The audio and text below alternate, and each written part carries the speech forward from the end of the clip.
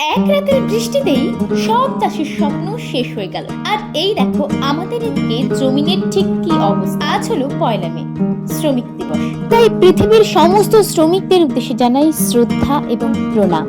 আর কৃষি শ্রমিকদের কথা বলতেই মনে পড়ে গেল একটা ছোট্ট কবিতা। রোদে পুড়ে বৃষ্টিতে ভিজে মাঠে যারা করে কাজ, তাদের ঘামে ভরে ওঠে আমাদের প্রতিটি সাজ। কারণ কৃষি শ্রমিকরা আসলে মাটির বুকের নীরব নায়ক। তারা মাটির বুকে বোনা আশার বীজের মতো।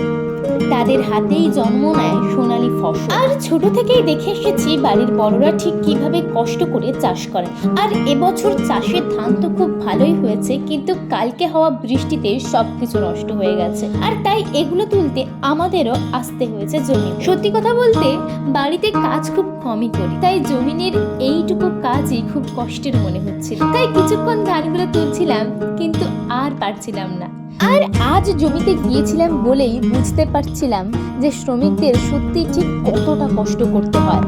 আর যাদের ধান কাটা হয়েছিল এভাবে বৃষ্টির মধ্যে পড়ে গেছে, তাদের প্রত্যেকেরই জমি থেকে ধান তুলে নিয়েছে। আর পরিশ্রমী চাষিদের মতো কাজ করতে না পারায় ধানের উপর ধান এভাবেই রেখে আমরা জমিনেই ধান রেখে এসেছি, যাতে ধানগুলো জলে না পড়ে। আর বৃষ্টি এলেও ধানের কোনো ক্ষতি হবে না আশা করি। সবার শেষে আবারও পৃথিবীর সমস্ত শ্রমিকদের উদ্দেশ্যে জানাই শ্রদ্ধা এবং প্রণাম।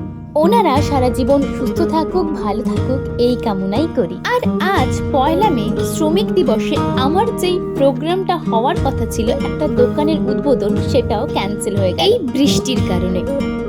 তো আজকের মতো এইটুকুই। বাই, রাধে রাধে।